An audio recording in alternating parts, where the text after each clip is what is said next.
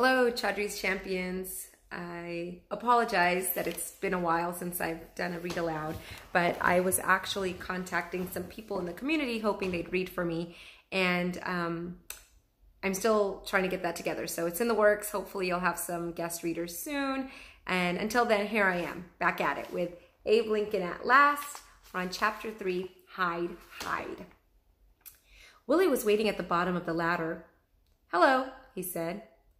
"Willie, this is Jack and Annie," said Tad. "I told them that you and I have a secret." He gave Willie a meaningful look. "I told them we'd take them to meet the president. I gave them my word." "Oh, you did you?" said Willie. "Hello, Jack and Annie." He shook hands with them. "I apologize for Tad," he added. "My brother is very high-spirited." "And Willie's sweet as pie," said Tad, making a face. "Come on, you all, to the White House." He saluted, then took huge marching steps across the lawn. "So does Tad really know the president?" Annie asked as she and Jack walked with Willie. "He does," said Willie with a smile. "And so do I." "Oh, cool," said Jack. He liked Willie's kind, mature manner. He wouldn't mind if Willie introduced them to the president.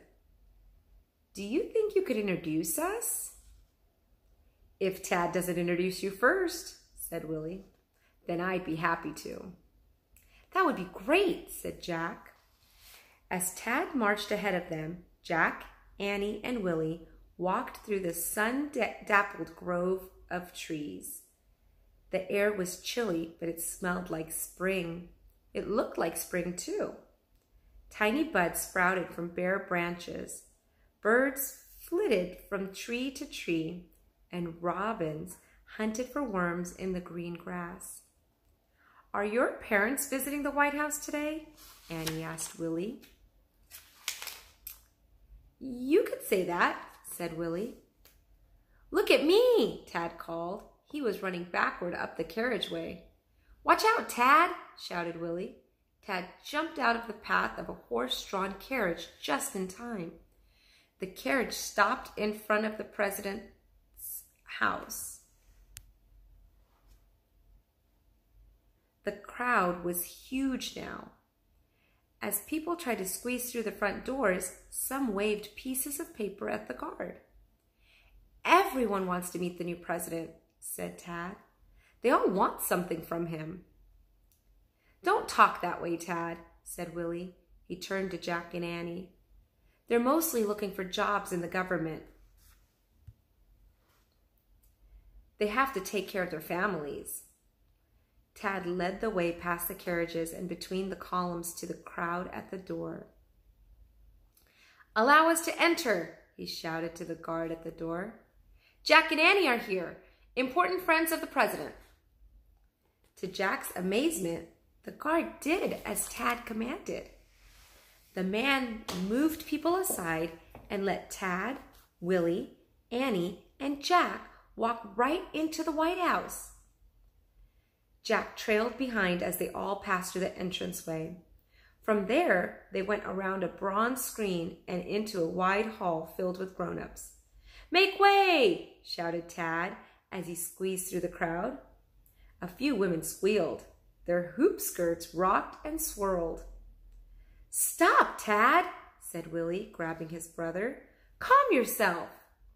No kidding, thought Jack. He liked Willie a lot, but Tad was too wild and unpredictable. Tad laughed and broke loose from his big brother. He ran into a room off the hallway. Willie and Annie hurried after him. A moment later, Jack heard someone banging on a piano. Jack followed cautiously. He went through a door into a huge parlor filled with women and girls sipping tea from china cups. The room had furniture covered in red satin. There was a large portrait of George Washington on the wall by the tall windows. No one was paying attention to Tad as he pounded away on the piano keys. Even Willie was ignoring him.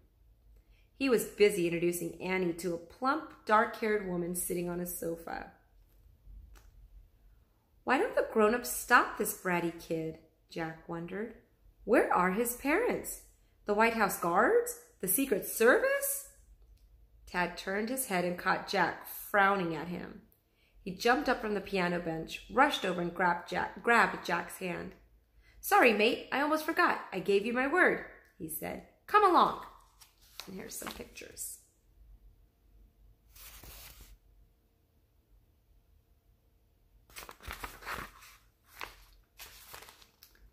Jack tried to free himself from Tad as the boy pulled him out of the parlor.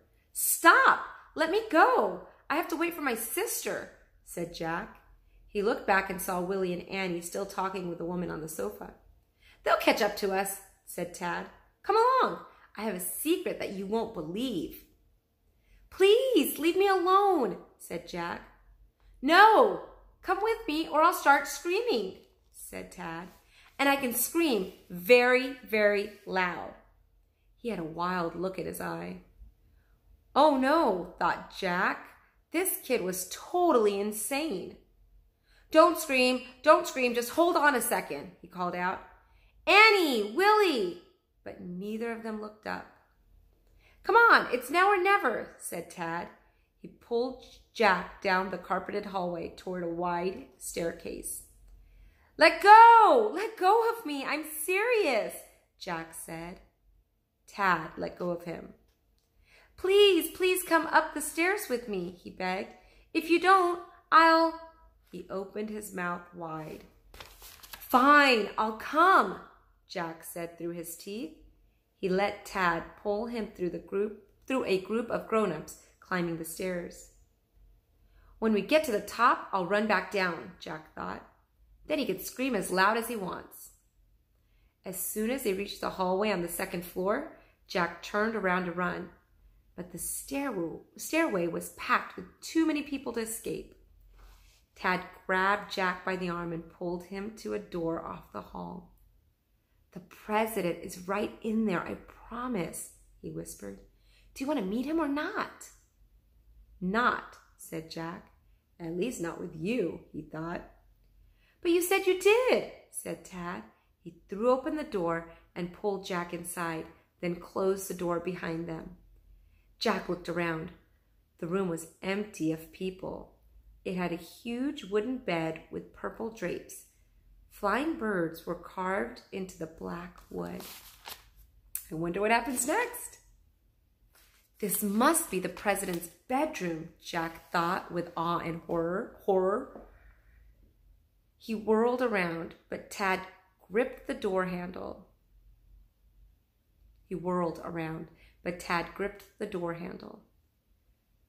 We can't stay here, Tad, Jack whispered furiously. We'll get in trouble, in terrible trouble. But President Lincoln is there, in his dressing room, said Tad. He grinned, pointing to a closed door off the bedroom. I told you I'd take you to him. You are crazy, Jack whispered. Move, I'm leaving before we get caught. Suddenly, Tad groaned and fell to the floor. Tad? Said Jack. He bent down to check on him. Tad, are you? Tad grabbed Jack's arm and pulled him to the floor, just as the dressing room door opened. Hide, Tad whispered. He scrambled under the big wooden bed. Jack frantically crawled after him. Jack held his breath as they lay on their stomachs under the bed. His heart was beating so hard that he thought he was going to have a heart attack. Tad covered his mouth and shook with silent laughter.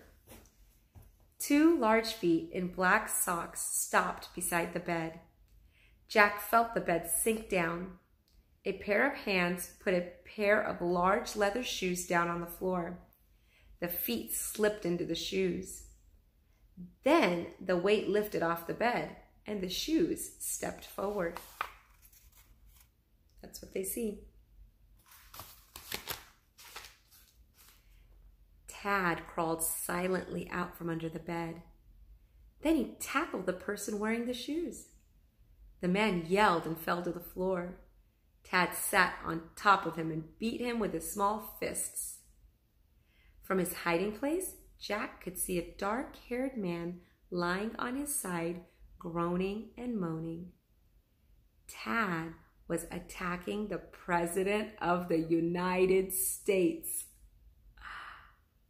And that's the end of the chapter. The next chapter is called Willie, chapter 4. So I wonder what happens next. I wonder how Tad knows the president.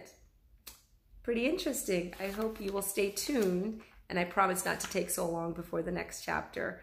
And I will still try to get some guest readers to read for you guys. Have a wonderful night and sweet dreams.